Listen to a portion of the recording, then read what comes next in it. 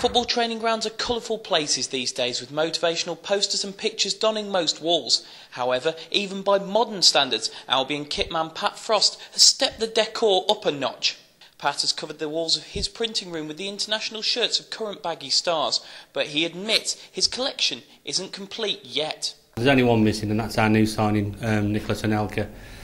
And it took me about 2 hours to rustle up the courage to ask him if he could bring one in for us, and he said next time he goes back to France, the next international break, he's going to bring one for us to put on the wall. So, obvious question: who started it? Who was the first shirt up here? The first shirt was the club captain, Chris Brunt. He bought it in and said, "Pat, I've just bought you this match shirt from the Irish game he played," and I asked him if he minded if I put it on the wall, and he said, "No, carry on," and I put it on, and then Graham Dorrans followed, and James Morrison and Ben, and he just went on from there, really. They all bought them in. Is it fair to say that you didn't really have to ask for many of these, that it happened organically, the lads just saw it happening and wanted to bring their shirts in? Yeah, they just followed suit, basically, which was nice. I didn't have to ask them. I did pester Ron towards the end of last season, but he didn't come up trumps, and I've asked Nicolas Anelka, but other than that, I didn't really ask anyone, and they just brought him in. And obviously, no, actually, I did ask somebody. I asked the gaffer if he could bring one in, and he said, yeah, no problem, so he did bring one in.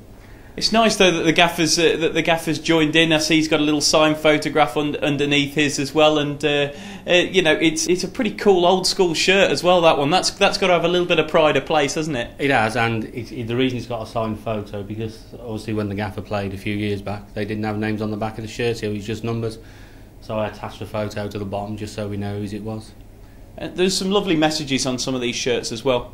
There are some lovely messages. We've got some lovely players, haven't we? So that's why there's some lovely messages. We've got some good lads here. I was going to say, I mean, it just goes to show what a top bunch of boys they are, the kind of camaraderie and the spirit that goes on within the team. It's fantastic. There's no... It's just, they're all brilliant. It's fair to say that a couple of lads, when they've had visitors down here as well, have actually wanted to bring people down and show them this room. This is a pretty cool room at the training ground, isn't it? It is a cool room, and we've even let Mr. Carly, who is one of the all-time Albion greats, to put one of his shirts up as well. And there is a little story here to Mr. Dawson's shirt. Obviously it's only a 21 shirt, and somebody decided it wasn't good enough to be in here, but we've made an exception and made sure it's in here. I was going to say, finally, is there any really special games represented here? Because I mean, we can see these are all national shirts, but what we don't know is the games they're taken from. Is there any really massive games that these are taken from? Well, some of them, as you can see, that was the game when I believe Sweden were 4-0 down and got back to 4-4, so that's quite a special shirt. And James Morrison was the Wales versus Scotland one.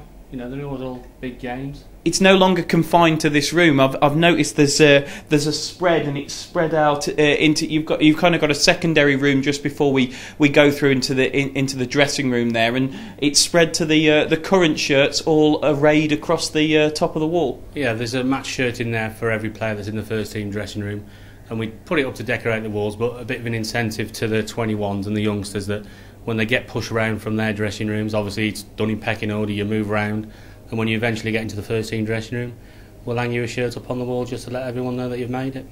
But the question is, who will be next on this wall?